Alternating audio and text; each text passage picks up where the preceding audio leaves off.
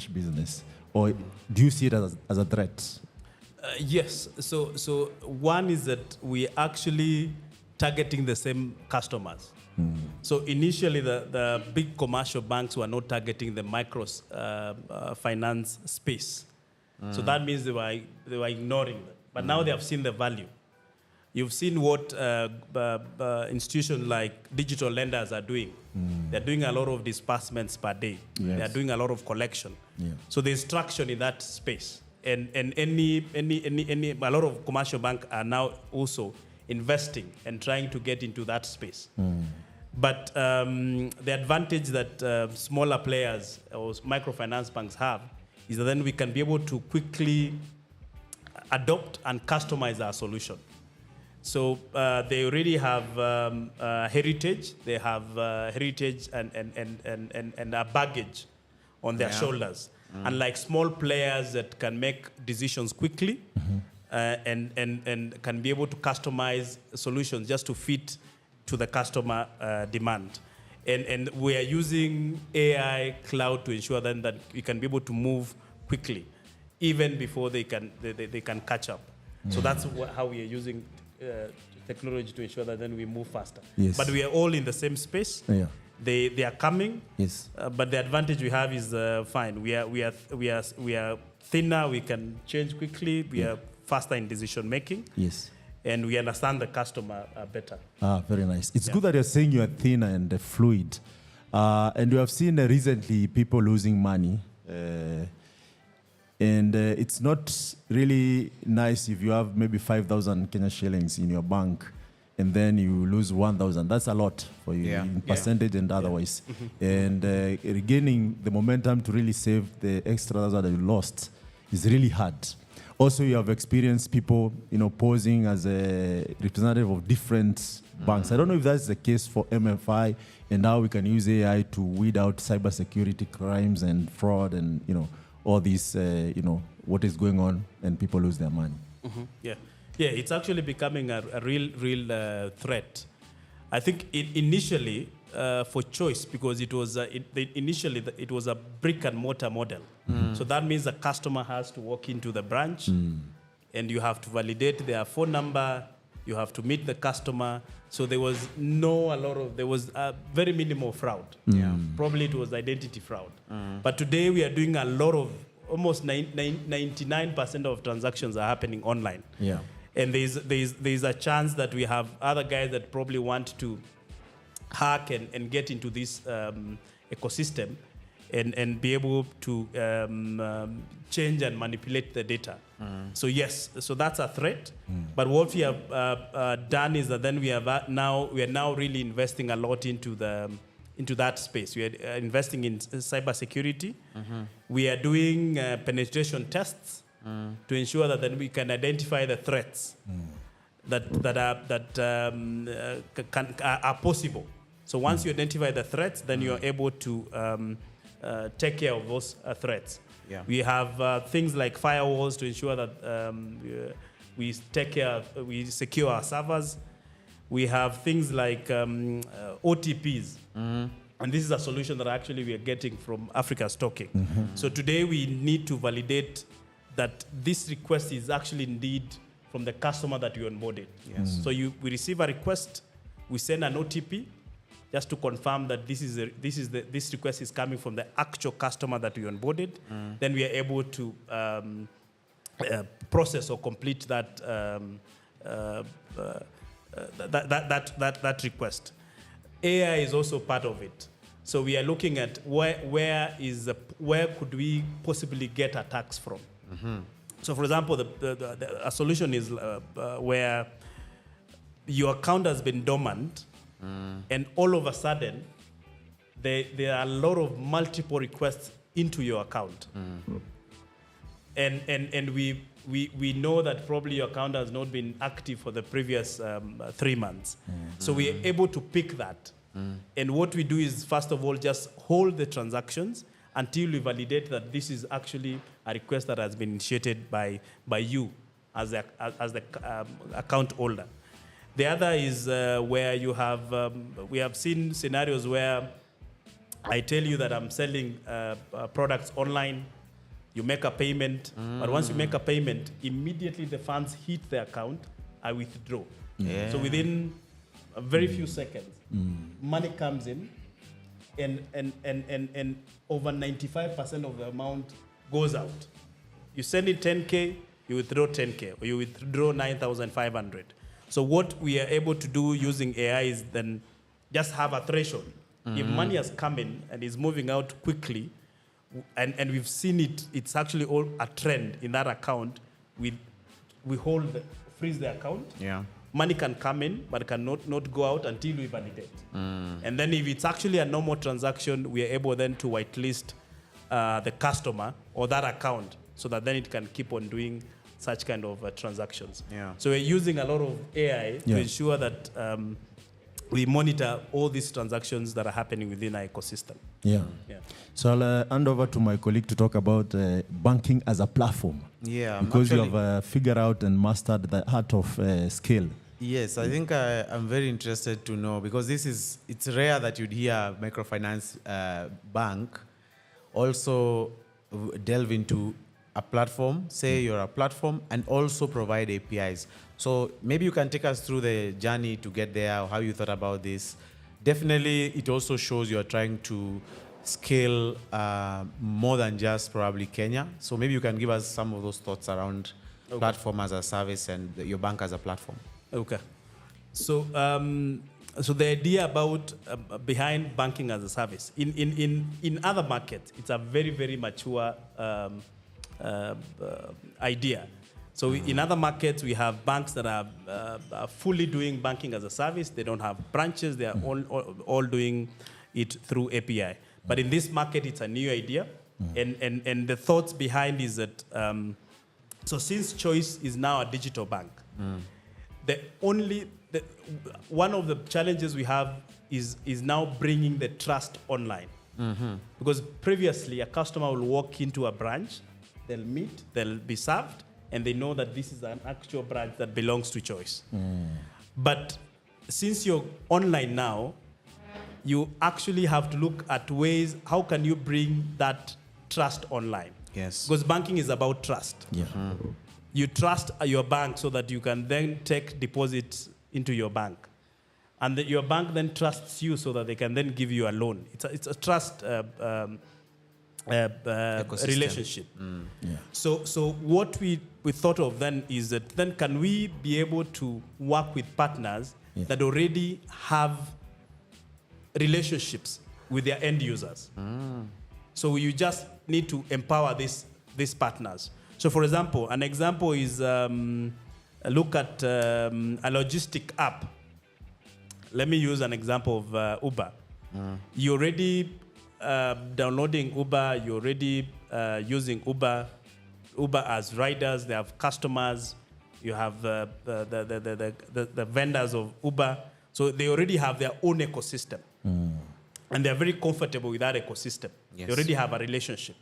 So if Choice was to independently go to these customers and tell them, come and open an account, and they have probably never heard of Choice. Yes. And they have never seen a branch of Choice.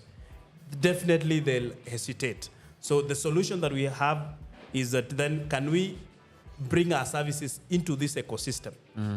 Can we plug our APIs into this ecosystem so that then a customer from the Uber app can be able to open an account that belongs to Choice, can then be able to open a deposit into this account, can be able to get a loan. So that is the whole idea of banking as a service. Just ensuring that we empower other ecosystems, already existing ecosystems, through our APIs to be able to distribute banking services within the ecosystem. Wow. And through that, the only thing we do as Choice is just to give the infrastructure and to take care of compliance. So that means that we are the guys who are reporting to CBK, we are the guys who are doing AML, we are the guys who are doing KYC to validate that the account, the customer data is okay. And the role of the partner is then to build their customer journey because they understand what their customer needs. They build the ecosystem, they build the front end, with that just give them the APIs to plug into our APIs. Yeah.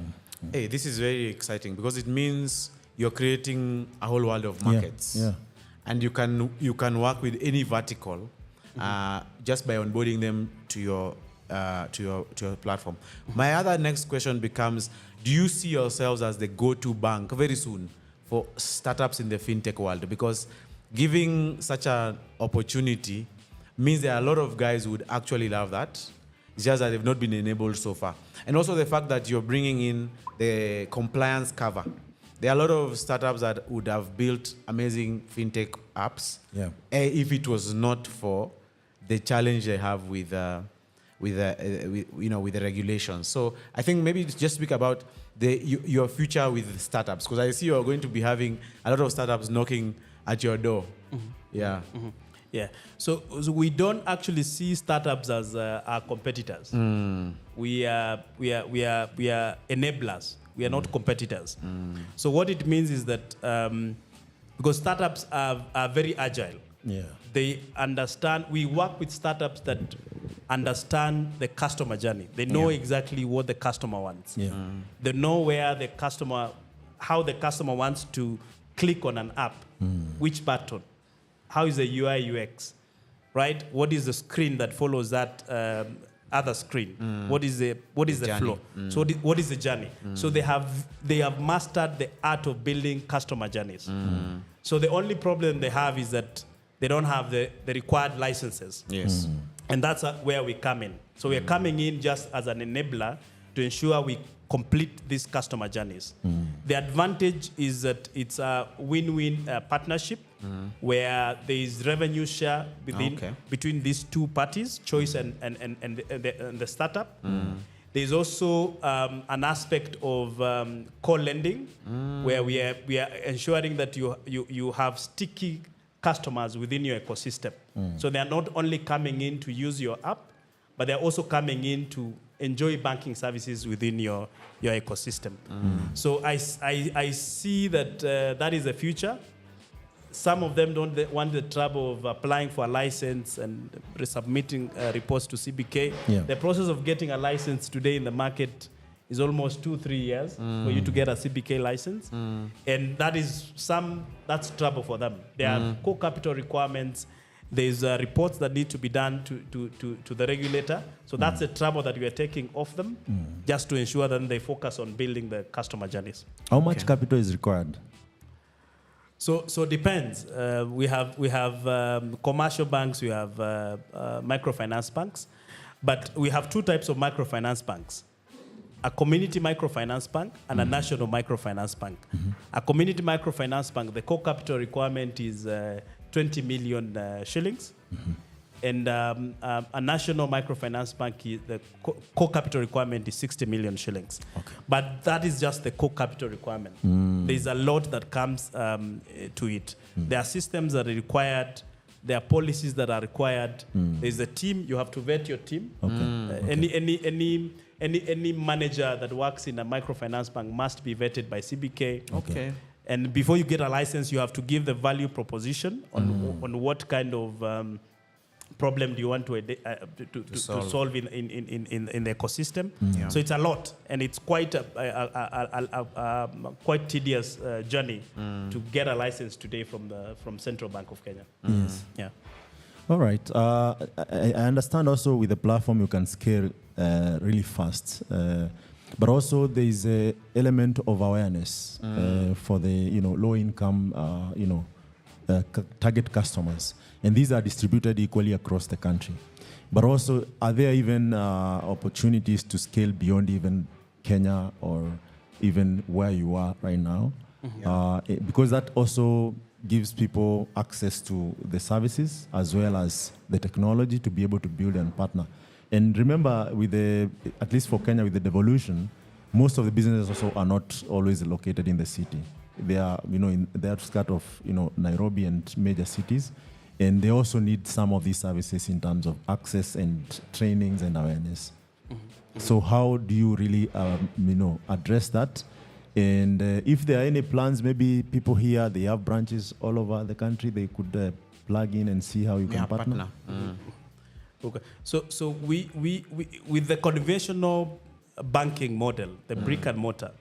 So for us to increase our market size, we have to open a branch in every county. Right? Those are 47 branches. And if you have to, let's say, compete with the bigger banks, you have to open a branch almost every street, every market. Every market. Yes. If you get to Gikomba, you have to open a branch. If you are here in Westlands, every market. Yes. If you get to Gikomba, so and that's not the model that we actually have. Yes. Our model is to ensure that we are able to get to those customers digitally, and we're doing that through 3 channels. We have banking as a service, so that means that we are able to partner with ecosystems, fintechs, neobanks, startups that already have their own ecosystem. We are able to partner. We have guys who are in agri-tech, so that means that we partner with them. We're able to get to the farmers. Yes. We have guys who are in health tech. We partner with them. We get to the hospitals and the end users. Yes. We partner with logistic companies. We then get Uber the riders. We get guys that are even the users of those apps. We have our app, our digital app. We onboard customers directly as choice. We have our app online. On App Store and on Play Store. So you can download, open an account, save, do Forex. We also have internet banking. This is for businesses. So we have those 3 channels to ensure then that we can get to the end user, to the marginalized guys in the market. And you asked about scalability. We believe that this is the best way to scale. Yes. And through partnerships. So if we were to get into another market, let's say we were to get into Uganda. Yes. And we have those plans. We have Pan-African plans. We want to get into other regions. Yes. But we want to get into those regions through partnerships. So we just need to get a license and partnership. Get a license in Uganda, partner with an e-commerce company inUganda. You're able to then get all those merchants and all those users on board. Interesting. Yeah. Actually, I want to build a little bit about from the foundation you've laid on the banking as a service. So one of the unique things about running a platform or an API is you begin to see the high growth areas, the opportunities, because suddenly you'll say, I don't even know there's an opportunity in logistics. And then one morning, you are signing up 20 logistics companies. Then you're wondering what happened. But you're a platform, so you always have this ability to see hotspots of growth. So where do you see on your platform a lot of growth in the sectors? And this is ideally maybe something some startups can look into or can activate startups in these sectors to actually reach out to you guys. Where are the growth hotspots on your platform? The sectors or the business lines, etc. We have credit or lending. I see we've seen a lot of traction there. Okay. Even the regulator has now an act to regulate digital lenders. So there's a lot of traction in that space, and the reason is that we have 95% of businesses in Kenya today are MSMEs. And their problem is actually credit, not even the cost of credit. It's credit. So how do you score them and give them the right limits and then be able to collect? The conventional banks are a bit conservative because the reason is these are guys who have never banked. These are guys who don't have collateral. They don't have a car. They don't have land that you can attach. But the fintech and the players that we are working with, they have seen a big opportunity. So the cost, the credit interest rate might a bit higher, but the margins that these MSMEs are making are able to cover those interests. So you're seeing a lot of traction there. Yeah. We are also seeing a lot of traction in neobanks. So these are guys who are building payment solutions. You want to manage your petty cash, and you're tired with the traditional internet banking platforms. So we have seen neobanks that don't need any branches. They just build a platform and they plug in a lot of payment gateways to ensure that then they can be able to offer these solutions to the market. Yeah. Interesting. So you are an avid employer of the young, and you have seen the young globally, including Kenya, really say, you know, what is done by the government is not enough, how they are led is not enough. But for you, at least, you are creating employment to these young people. You being young, is there a catch into that, and is there some leadership you could offer to really help the situation? Because at the end of the day, these are the people we expect to bank. These are the people we want to be part of the, our customers. Is there a better way to address some of the concerns, but also how practical is it as a microfinance? Do we give them more loans with a cheaper interest?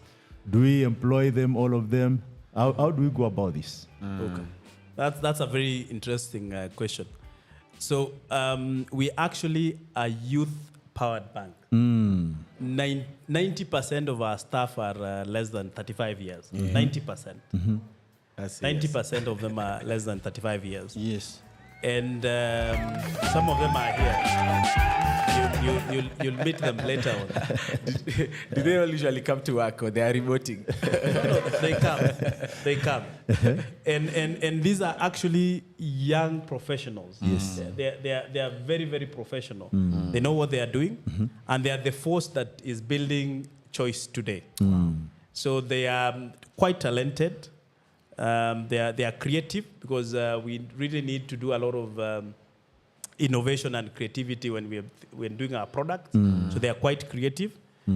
I think what we have seen also, probably just into the market, is that we have seen trends like I have a TikTok account and I want a loan against my TikTok account. Interesting. Yeah. because I don't have a car, but my TikTok account is my asset. 1 million Yes. people there. Yes. Yeah, I have followers, right? Yes. Yeah. I have an Instagram page that has 10 million followers. That's a big asset, by the way. That's a serious Yes. one. Yeah. Right? Because if those guys use those platforms to do marketing, to get to the end user. yeah. So that's an income generating platform for them. So we have such kind of interesting conversation with the youth in Kenya today, and we're exploring ways we can actually create products that can fit this market. We have seen some of them are really not interested in long-term savings product, like 12 months. They'll want to save for a week or 2 weeks. To go to Diani. Yes. And they'll want to actually see their interest getting into their account daily. Wow. Yeah. So you have to then build a tool that can be able to post interest into their accounts daily. Right? Yes. Yeah. So we are seeing a lot of interesting things happening, and for us, those are opportunities that we'll want to convert into business. Yes. So we'll want to support them. Yes. And we like what they are doing. We are learning from what they are doing. Yes. And yes, as Choice, we are there to support them. Yes. And it's basically Choice is run by them Yes. today. Yes. Congratulations. Yeah, And thank it's a good approach, actually, given that these are the powerhouse of economy if it's well handled. Finally, I read somewhere before that you don't have any regrets. What's the hack? Myself and the audience will have to know, what is the hack around this as a young person? Yeah. So I think I have probably one thing that I believe in. I think that if you're strongly convinced that what you're doing is right, I don't think you will have any regrets. But if you have doubts, that's the only time that you have regrets. Yes. So that means that before personally I do anything, before I get into something, before I make a decision, I have to ask myself a lot of questions. What if? What about? What if? Right? And if I'm able to answer all these questions, then I'm convinced. Then I make that decision. So in case it wasn't the right decision, Yes. then I'm actually convinced. I was convinced that was probably the right decision at that point. Okay. Yeah. So I will not actually regret. Okay. It's a matter of just asking myself a lot of questions before I make a decision to ensure that then I look at every possible scenario before I get into the direction that I'm getting into. Okay. Yeah. Okay. Interesting. Before we have a question from Graham. If you're listening to us online or even here, and also you're an entrepreneur or developer, what kind of opportunity do you see in this? And how do you plan to harness this opportunity? Because if you're a small business, you're in any of the sectors that have been mentioned, you can find yourself, how do you partner with either Choice Bank or Africa Stocking to scale your solution? So please post online, we can address it, or when the forum opens, you can address it. Over to you, Graham. Yeah. So for me, it's just a comment, and it's interesting you have said that there are some young people who also look at their TikTok account as a source of revenue, really. So what I learned from this is that probably the challenge we have today in terms of youth unemployment and things like that is that our outlook to the economy is very simple. But when we start to increase the complexity of our economy, we start to create jobs. Because you see, ideally a normal guy would not say, my Twitter account of 1.1 million is my quote-unquote acre of land that I can take a loan on, right? Also, some people will never think of saving as a daily interest rate endeavor. So mine is just to comment that I think, for me, I'll take away very interesting about it is if we're able to complicate our economy, look at the things we ignore or the things we look down upon as actually real sources of livelihoods, we may actually create quite a lot of value. Yeah, but over to you, MK. Thank you so much. Finally, I don't know, Bonface, if you have heard about agents in AI. So agents is where you create a helper or a colleague who actually understands you to an extent that they can be you in terms of day-to-day. Where do you see us, with this is a reality? In some of the cities already, they're selling agents for $100 a month. And these are the agents that could actually do some of the day-to-day tasks for you, and you can focus on high-impact kind of activities. And for me, when I think about banking, there is so much that is involved. Today, if you go to brick-and-mortar bank, you will waste a whole day. In fact, there is a day for going to the bank, which means that day it's just for the bank.